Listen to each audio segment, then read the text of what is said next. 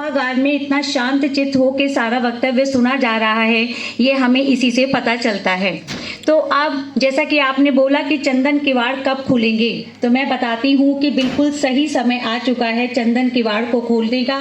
तो बिना विलंब किए हुए मैं आज की अतिथि, विशिष्ट अतिथि पद्मश्री मालिनी अवस्थी जी से आग्रह करूंगी कि कृपया वे आज के संवाद को पूर्णता की ओर ले चलें।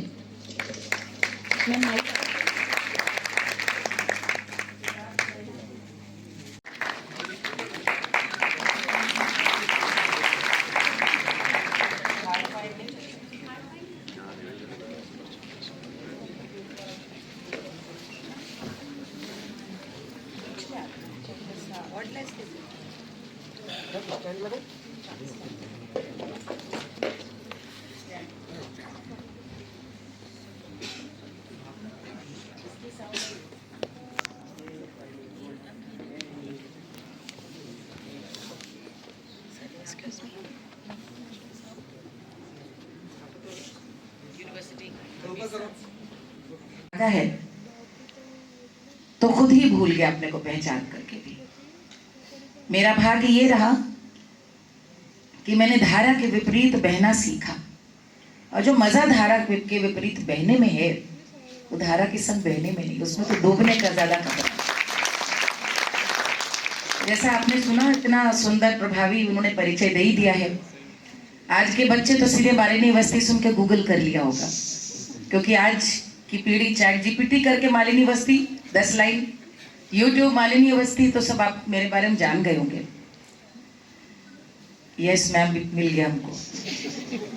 मैं आपको ये बताने आई हूं कि हर एक इंसान की एक खुराक होती है, उसको जीने के लिए क्या चाहिए? प्रेम, सुरक्षा, आत्मीयता, परिवार, और ऐसा संसार जो आपका देखा नहीं लेकिन किसी और के नजर से आपके लिए खुलता हो। और वो संसार आपको सबसे सुंदर देती हैं किताबें या संगीत। और आजकल की पीढ़ी के लिए वो खुराक पूरी हो जाती है सोशल मीडिया से। 5-5 हजार शब्दों की जब पोस्ट फेसबुक पे लिखी जाती है तो लगता है साहित्य तुमने पढ़ ही लिया। मेरा आपसे आग्रह है, मेरे ही नहीं, सबको पढ़िए, अध्ययन जरूर करिए, रुचि के साथ पढ़िए, कोर्स की किताबों से इतर। और मैं बहुत जिम्मेदारी के साथ इस शैक्षणिक संस्थान में कह रही हूं, आपकी सोच समझ के गवाक्ष खुलेंगे आपके सिलेबस की किताबों से भी ज्यादा, उन किताबों से जो आपके सिलेबस में नहीं है। अपना विकास करना है, सोच का विकास करना है, तो किताबें अपनी रुचि के अनुसार पढ़िए। आजकल तो बहुत उपलब्धता है। ये किताब जब मैं लिख रही थी तो मैंने ये नहीं सोचा था कि पुस्तक का इसका आकार होगा। अपने विचार थे जो मैं लिखती चली जा रही थी, क्योंकि ये तो आप जैसे हिंदी के यहाँ पे लोग बैठे होंगे, तो हम लोग बचपन में पढ़ते थे कि आचार्य रामचंद्र शुक्ल जी की क्या शैली थी, आचार्य महावीर प्रसाद द्विवेदी जी की क्या शैली थी, महादेवी जी की क्या शैली थी, निराला की क्या शैली थी। तो इस पुस्तक की कोई शैली नहीं। जैसे मैंने बहुत सारा नवाचार किया है कला में, लेखन का भी नवाचार है कि ये किस दायरे में किताब आई। ये पुस्तक मेरी उस यात्रा की अनुभूति, जहां मुझे लगता है कि जो बहुत सारे गीत मैं गाती हुई, मुझे लोक साहित्य का बहुत बड़ा उत्सव है अंतर्राष्ट्रीय स्तर का, वहां पे फोकलोर पे हिंदी में विमोचन होने वाली ये पहली किताब बनी चंदन किवाड़ इस साल फरवरी में। और पुस्तक को आए अभी 10 महीने हुए, लेकिन इसका 4था संस्करण बाजार में आ चुका है। तो ये जो किताब आपके पास आई, ये 4th एडिशन है, यानी किताब की डिमांड है, लोग पढ़ रहे हैं। और मुझको इसको जानते हुए सबसे बड़ा संतोष ये होता है कि लोग आज भी अपने पूर्वजों को जानना चाहते हैं। चंदन किवाड़ वो किवाड़ है जो एक ऐसे समय की कहानी हो, अटरिया चांदनी छिप छिप जई हो, अटरिया दिन की बैरन सास ननदिया, रात की जुन हैया, अटरिया रात की जुन हैया। यानी जो चांदनी निकली है ये भी चुगली कर देगी कि हम तुम मिले थे।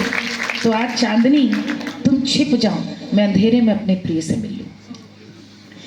पैर दबाए मैंने सासू सुलाए दिनों, अरे नंदी बड़ी है लड़ैया टरिया, नंदी बड़ी है लड़ैया। कंगना पहिराए मैंने नंदी विदा की, कंगना पहिराए मैंने नंदी विदा की। अरे जेठा बड़े हैं गवैया टरिया, जेठा बड़े हैं गवैया टरिया। आप कथा को समझ रहे हैं? अटरिया में जेठ गाने को पहुंच गए, इसी से मैं गवास लगी उनको। अब आगे की पंक्ति में सामाजिक परिदृश्य को समझिए। खास खखार मैंने जेठा विदा की, खास इतना से समझ जाते थे घर के पुरुष यहाँ कौन है। खास खखार मैंने जेठा विदा की, अरे देवरा बड़े हैं पढ़ैया टरिया, देवरा बड़े हैं पढ़ैया टरिया। जानबूझ कर जब भाई भाभी मिलने वाले हैं, देवर उसी समय किताब लेके ऊपर चढ़ेंगे। ये हर घर की कहानी। बदिया मनाए तने देवरा विदा की, अरे रोवन लागे ललनवा अटरिया, रोवन लागे ललनवा अटरिया। अब आगे की पंक्ति सुन करके आप शायद मैं आपको उस युग में ले जा सकूं जो जीवन आपके माता पिता, आपकी दादी नानी ने, बुआ फूफा ने जिया।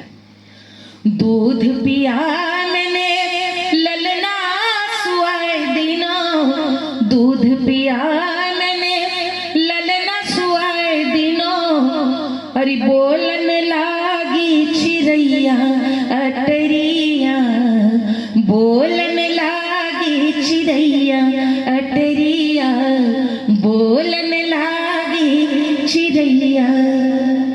बच्चे को जब तक सुलाया तब तक भोर हो गई, और भोर हो गई यानी दिन के कामों में फिर से गृहस्थी में जूझने का, जो एक चकवा चकवी की तरह जो रात्रि में ही मिलन का की संभावना थी, उसमें कैसा शील और संकोच था, कैसी मर्यादा थी। और इसका दूसरा पहलू है, आज जो लोग कहते हैं कि विश्वास नहीं है, रिश्तों में प्रेम नहीं है। प्रेम पहले इसीलिए, आज उस सोच को भी बदलना होगा जहाँ प्रेम में पाना ही एकमात्र लक्ष्य रह गया है। पाना छोड़े तो जिसे छोड़ा वो स्वयं पास आएगा। प्रेम पे सिर्फ इतना, एक बड़े अनुभवों से एक बात कह रही थी, क्योंकि कितने गीतों में हमने यही सुना और यही पाया। मुझे लगता है कि पूरा जीवन एक बहुत बड़ी पाठशाला है। ये निर्भर करता है कि आप बच्चे इस बात को समझें कि आपकी शिक्षा कॉलेज से, विश्वविद्यालय से निकलने के बाद समाप्त नहीं होती। ये आप पर है। आपके कोई पड़ोसी, आपके मित्र को आपकी के भीतर आपको कोई बात अच्छी दिखे, कोई सड़क पे चलने वाला कोई आपको बात दिखे।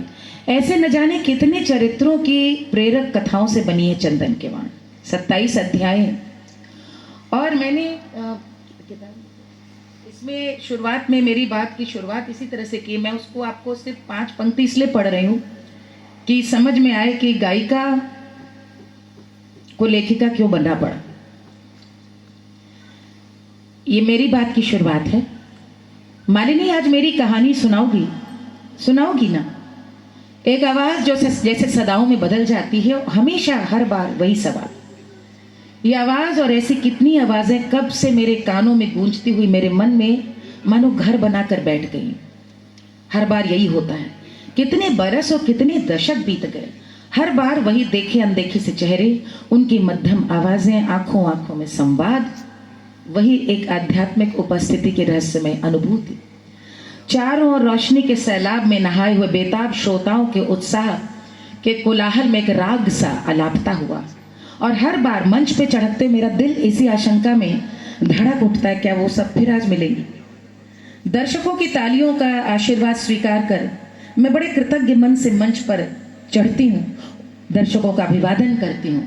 जैसे ही ध्यान लगाते हुए सुरों का आवाहन करने को आंख मूंदती हूँ, अचानक कोई सुमंगला सामने से बड़े अधिकार से आकर खड़ी हो जाती। क्यों?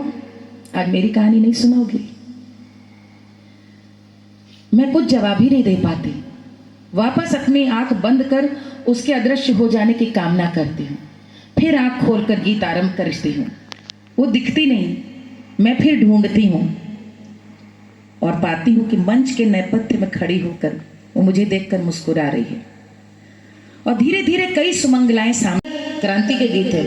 अरे धुआं गाड़ी उड़ाए लिए जाए, अरे जैसन वीर सुभाष कहूलन, वैसन वीर भगत सिंह रहिलन।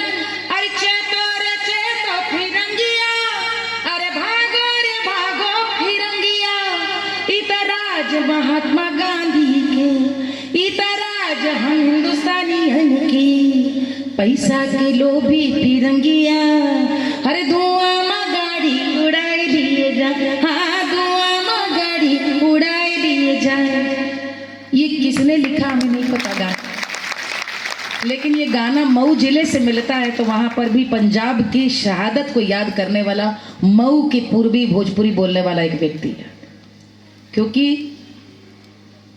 एक अभिव्यक्ति है, एक सुख है, एक दुख है। किताब को आप लोग पढ़ें, मैं सिर्फ यही एक आग्रह कर सकती हूँ। शायद इनके भीतर आपको अपने कोई परिचित, आपके अड़ोस पड़ोस, अपनी माँ की कहानियाँ दिखेंगी। और एक बात को कहकर समाप्त करती हूँ, क्योंकि आपने एक बात का जिक्र किया कि मेरी माँ आधुनिकता और परंपरा का अद्भुत समावेश थी और मैंने खुद वही बनने की कोशिश की। इसमें एक कहानी मैंने दी है, कहानी क्या, वास्तविकता।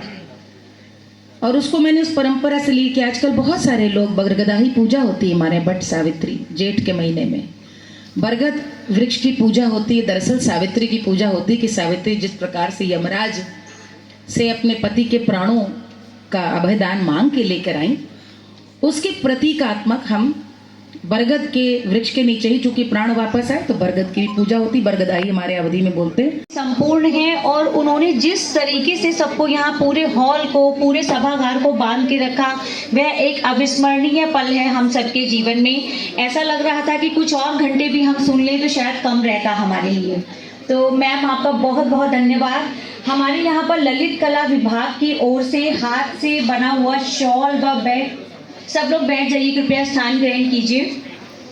यहाँ पर ललित कला विभाग की ओर से अलका तिवारी मैम आई हुई हैं, जो हाथ से बना हुआ शॉल व बैग लेकर आई हैं, जो माननीय कुलपति महोदय मैम जी से हमारा रिक्वेस्ट है। जी बिल्कुल मैम, सब लोग पहले ही देख चुके हैं और बाहर किताबें बहुत अच्छी अच्छी उपलब्ध हैं मैम की। ये किताब चंदन किवाड़ भी उपलब्ध है, सब लोग उसको अवश्य देखिएगा। ये सब हाथ से बना हुआ है, बैग भी और शॉल भी मैम।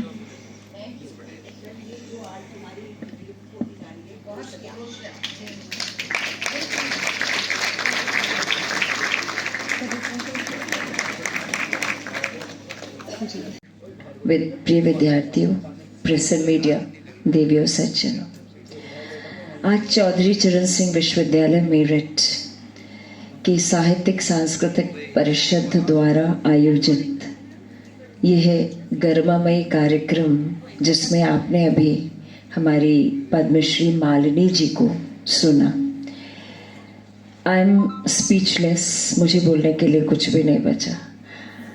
मुझे समझ ही नहीं आया कि मतलब ये मुझसे इतनी बड़ी गलती कैसे हो गई कि मैं इनको पहले क्यों नहीं बुला पाई और मैंने इतने छोटे हॉल में इनका कार्यक्रम क्यों किया। I am so sorry and I am extremely sorry. मैं इस पावन अवसर पर लोक संस्कृति की सशक्त प्रतिनिधि, भारत की सुपुत्री बोलूँगी मैं उनको, पद्मश्री अवस्थी जी का हमारे विश्वविद्यालय परिसर में आगमन अपने आप से बहुत सुखद और गौरव का क्षण है। मैंने पहले इस बात की माफ़ी मांगी कि मुझे मतलब वाकई अफसोस है कि मतलब हाउ कुड ये कैसे हुआ, इतने सालों में मैं आपको नहीं बुला पाई। एंड कैसे स्टार्ट हुआ, मैम ने जैसे कहा कि अवस्थी जी को बोला कि यहाँ की कुलपति जी से बात कराओ, तो उन्होंने मुझे जब फ़ोन दिया तो मैम ने मेरठ की बहुत सारी तारीफ़ करी। वो थोड़ी सी तारीफ़ बाद में करी, जब पहले उनने पूछा मुझसे आप कहाँ से हैं, तो मेरे वर्ड निकल गए, unfortunately I landed up in Meerut. और मैडम ने मेरठ की बहुत सारी तारीफ करी।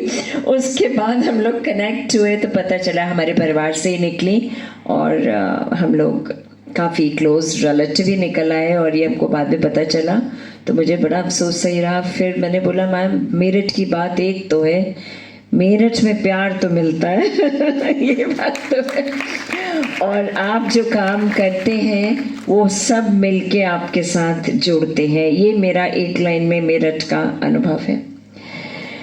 मैं तो अब समय भी हो रहा है, मैम का 4 बजे एक दूसरा कार्यक्रम भी है, मैम को हमें भी लंच भी खिलाना है, दिल्ली से स्ट्रेट आ रहे हैं।